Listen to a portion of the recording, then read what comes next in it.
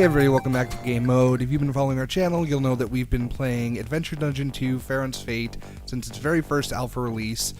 We followed it all the way through beta, and now there is a full release client. So it's super exciting. We've enjoyed this game since the very beginning, but watching it get patched and grow and become what it is now has been really fun. So this is version 1.0. If you haven't been following us, on the other hand, Adventure Dungeon 2 Faron's Fate is a dungeon crawling roguelike, randomly generated, lots of items to collect.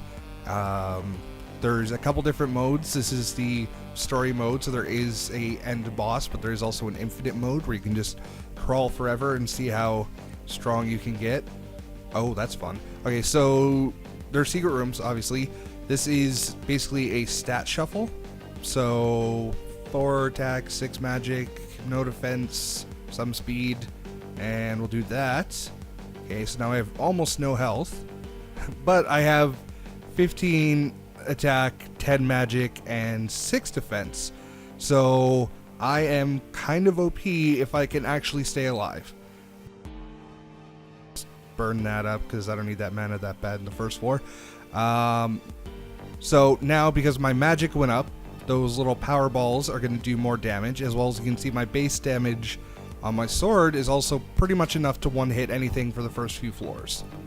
So that'll be fun. Reach down, crit damage up. I think that's a new one. I don't think I was in any of the other versions that we've played. Since I don't really need the defense because I already have 6 defense. I have lots of... Yeah, let's do that. Because I have enough mana to actually make it worthwhile. So that meat haunch, if I spend 10 mana, I will get 6 health back, I think.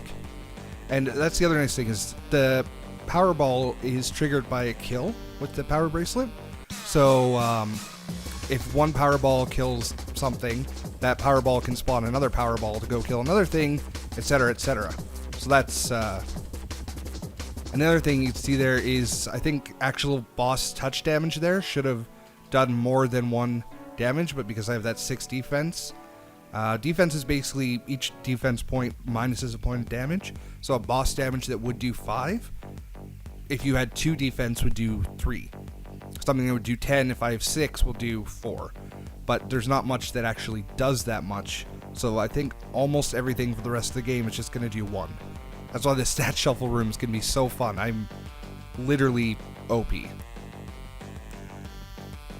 So you see, even with the map, I know I don't technically have to go this way, but there can be stuff in every room, so it's definitely worthwhile to explore. See? New sword. It wouldn't... If I could use the map and it's gone direct to the end, but you get new stuff by exploring. So this is going to be hard to show how useful it is, because I'm going to be one-hitting a lot of things. What the teleportation sword will do is you'll hit something and the enemy will go away from you and randomly spawn somewhere else in the room. So it can kind of keep you from getting mobbed. I don't want that, because I like the fact that that mage robe is giving me some extra mana. Oh, so this is a ghost. It's another feature that was added in that can basically makes you fight the ghost of where you've died in the past and with what kind of items you were using that time, which is really neat. You see the gold chests were giving me equipment. The regular... Oh, I have no keys. Herp. Did not notice that. Regular chests will give you health and mana, basically. Speaking of mana, this is a mana steel sword. I'm going to take that instead of the teleportation, because like I said, the teleportation not that useful when you're one-hitting a lot of stuff. Whereas now you can see I'm getting, I got the vampire boots, so I'm getting health back sometimes, and the mana steel sword, so I'm getting mana back sometimes off each kill that I get. That wasn't so bad. And then if I wanted to, I could use my meat haunch and fill up my health. And another defense heart. So I think, yeah, 8 defense. I'm pretty sure I'm going to be taking 1 damage at a time right up to the end. enemies are starting to get a little bit harder. So, and this was another thing that was added is consumable mushrooms, which can go very good or very bad. There's definitely some scary bad effects, so it's always a gamble to eat the mushrooms. What I got there is a spore infection. You see when I entered a room with enemies, the spores kind of flew off and took out some enemies for me, or did some damage to some enemies for me.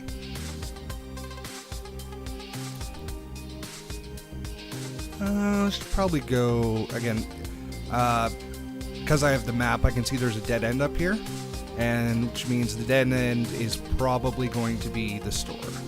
This is a poison sword, but I'm going to stick with the Mana Steel. Oh, that's a nice one. Okay, so let's see how much health are we willing to sacrifice here. So this is Yorick's Curse. It's one of my favorite items, especially in infinite mode. So what it does is it gives you an extra damage at the start of every floor. So that means for the next, it's 4 more or 5 more floors to the boss. So for each of those floors, every time I go down the stairs to the next one, I'm going to get an extra damage point. This is a little familiar bone thing that attacks for you, but going down to 5, I didn't notice it took off my max health cap when I took that. I was at 15, now I'm at 10. So a little poison, I think it's poison turret, and a damage up. So I would actually buy the bone thing and the Ouija board, but oh, there's a Ouija board and more ghosts. So that ghost that I fought before is more likely to spawn now, to see another one. Yeah, so I would have bought the Bone Buddy and the Ouija board, but it did not seem like a good idea to drop myself down to 5 health, and since I'm at 4 health, that was probably the right call. I don't know whether I talked about why I'm dropping coins. On that first floor, I picked up one called Hedgehog's Curse, which was a ring, so basically it's a reference to Sonic. So when I take a hit, it raises my defense, but I drop coins instead. Oh, so we have the compass and the map, so now it'll tell me where the store and all that is on the map as soon as I get to the floor, and it showed me where the boss was.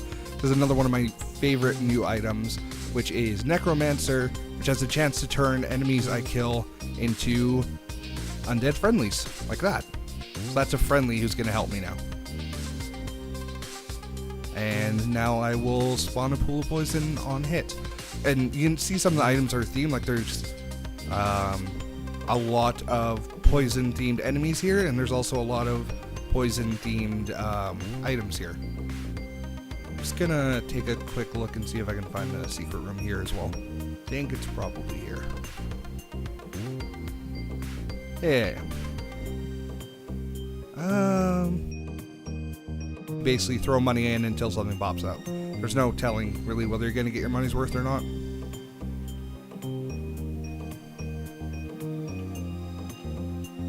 Nope. Just no RNG luck on that one. This one I skipped because it's damage up but crit chance down.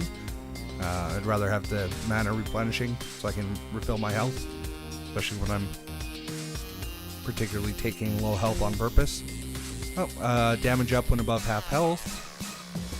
So I see I took the hit there, so I spawned a pool of poison, which is doing damage. Or, yeah, poison damage to the boss now. He killed my little buddy here. Another defense heart. I have lots of defense. I could use some other stuff, like more speed or more health. Should we gamble it again? Let's gamble it again. Oh, that was a good gamble.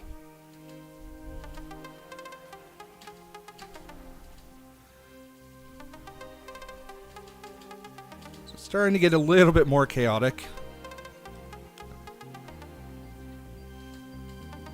So one of the new effects that was added was HP draining aura. I'm not 100% sure how that works.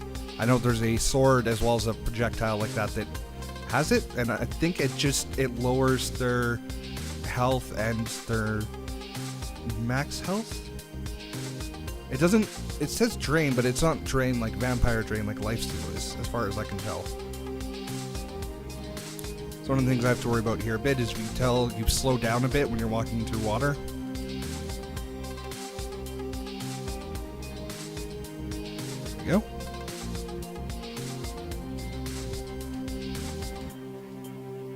I hate these guys. I get hit by those bones way more often than I should. That was me trying to use a key, but dropping a bomb instead. Let's hit the store. I threw all my money into the wishing well, so not much I can do here. This is a really neat item for a mana build. It basically, your normal weapon swing doesn't take mana, and whatever your secondary does, but this takes mana and gives you a stronger main hit until you run out. It gives you like improved damage and improved crit, as long as you have mana. So there's some items that can basically, some secondaries that instead of costing mana can regen mana, and we get a build like that going, it can be a very, very strong build. Flaming arrow, but I'm going to keep my meat.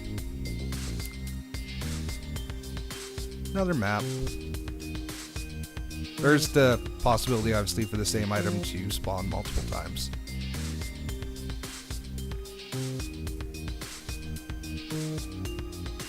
Ow. Ow, I hate those guys. Hey, more luck. Luck is always good. Luck means more enemy drops.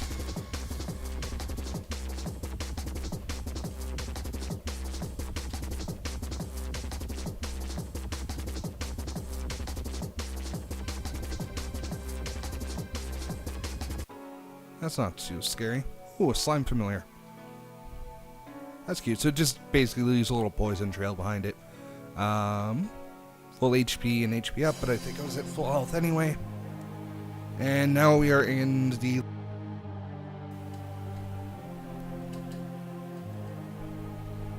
Okay.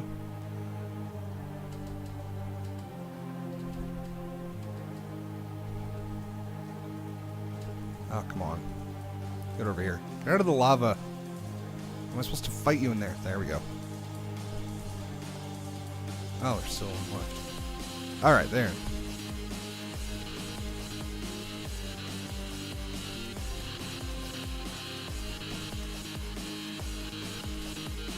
I forgot to look. I think I've forgotten to look for the secret room on a couple floors. I'll have to be more careful about that. Sandwich fully refills health. Oh, actually, I do have the money for that. So this is a projectile that copies the stats of your main weapon, and since my main weapon is quite like ridiculously strong right now, it would give me a very strong projectile. And this is also what I was talking about with the other end. This refills mana as a secondary, so it would, along with a mana costing weapon, it would be a good build. I don't know whether I should play it safe and keep the health, or whether I should go for the strong projectile. Health regen is a pretty strong way to go. So these are little gargoyle turrets. They will shoot you if you're fighting, but basically as soon as you kill all the enemies in the room, they'll stop being aggro, or you can blow them up with a bomb if you want to get them out of the way.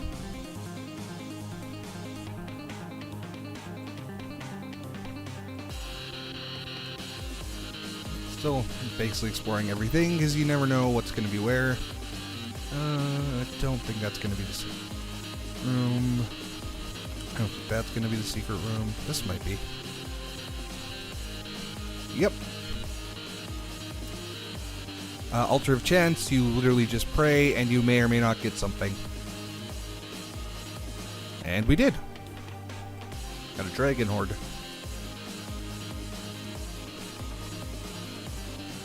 Because 20, even though I have high defense, 20 is still not a lot of health to be going into the final boss with. So that's why I'm kind of hesitant to get rid of the meat haunch and take a... I don't know why I opened that. I guess I have lots of keys, it's not really a big deal.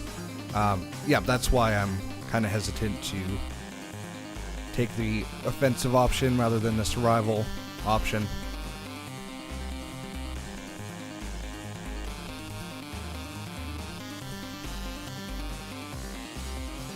Always good to check destroyables for keys and bombs and stuff like that. I'm just going to try to tank through this and kill it as quickly as possible. Oh crap, I hit the Windows button.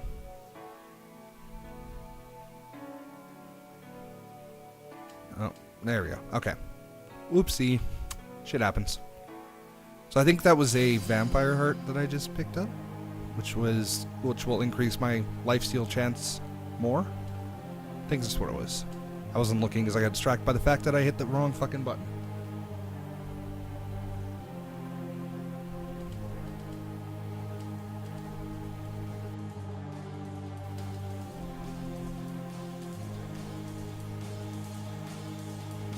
So you can see, it is pretty hard to get me to take damage. This is another one that would work well with mana weapons. It returns damage as mana, so if you could tank the damage, it'll refill your mana, and then you can deal out more damage. That's another thing to do. This will keep. It won't hurt me if I walk through lava. The Yorick's Curse again, and I think red is a damage buff. All the books are buffs. Almost all the books are buffs. These guys are jerks. They jump on you and you gotta shake them off or they'll make you drop items. So basically none of those were worth my health this late in the game. Actually not 100% sure. I don't think Yorick's Curse stacks. Like I don't think... Oh shit, I walked through the spikes. I don't think that if you take it twice that you'll get... 2 attack every floor, but I could be wrong. I don't think I've ever tried. I almost walked into the spikes again.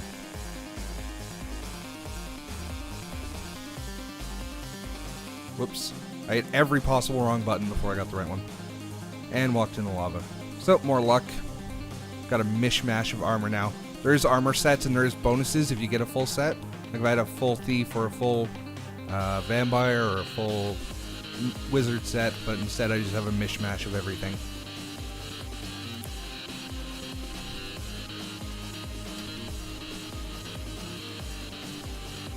But that's what's spawned for me so far, so what are you gonna do?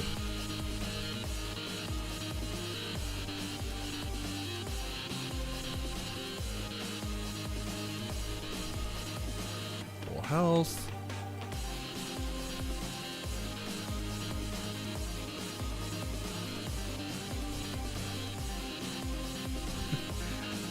Should we risk a mushroom right before going into a boss?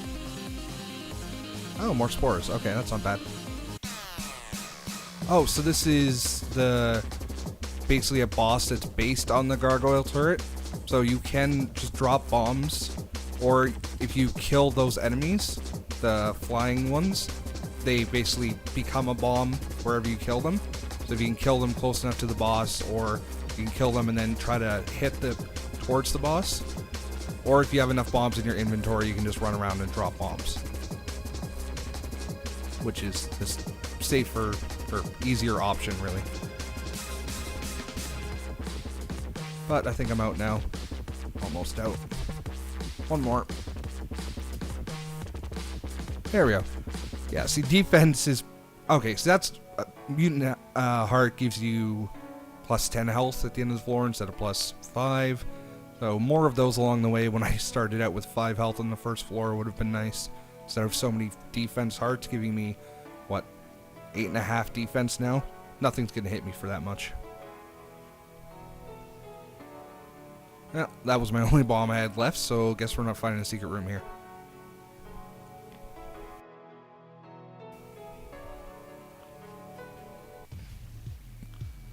Oh, we are at the last boss.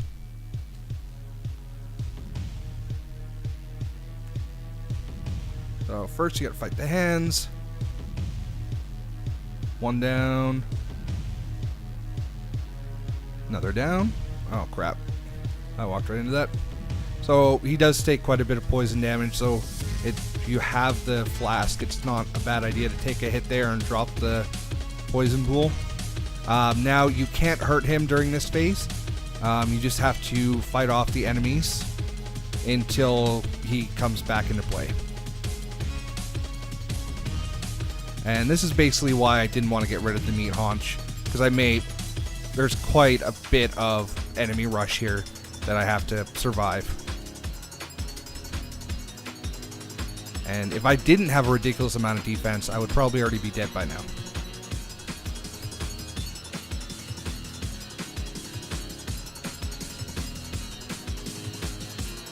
There we go. So now it's the last phase. You just kill the boss. And that is it. That is it for the main campaign mode of Faron's Fate. You walk downstairs and boom, you're done. So I finished with... Oh, see, I didn't notice that either. That was actually probably crippling me just a little bit. I had a 0% chance of critting. I didn't notice that I wasn't getting any crits. So normally, I should have been doing... because I have a 3 times multiplier on crits, that's the bottom left-hand one. I could have been doing 60 damage at a time, or 63 damage at a time on criticals, but for some reason it went down to 0 when I randomized my stats. So I guess I took high base damage, but no criticals. We're gonna... Credits. You'll see a pretty consistent theme throughout the credits. It was all done by Winter Drake. So this is Faron's Fate. There's also the infinite mode. There's challenge mode, seeded runs. I think at that last screen there, where it showed my stats, it probably showed the seed in the top left corner. So you could, if you wanted to do that one, you could specifically do that one. So many cool new items that are in there. If you're a fan of roguelikes, if you like Binding of Isaac, 8-Bit Dungeon, Nuclear Throne, try it out. This is a really good game. A lot of exploration. I think I have about 8 or 9 successful runs. Oh, special thanks to Game Mode. That is us. Thank you. I think I have maybe 8, 9, 10 successful runs. Let's check it out. 8 victories. I've made it to floor 21. I've died 80 times, and I've played for 30 hours. And I still only have 191 out of 214 items. There's still items I haven't even seen in the game yet. So, it's worth the time to explore, put some time in. It's really fun. There'll be a link to the description to where you can buy it and download it. And thank you guys, as always, for watching. And we will be back next time with more. See you next time.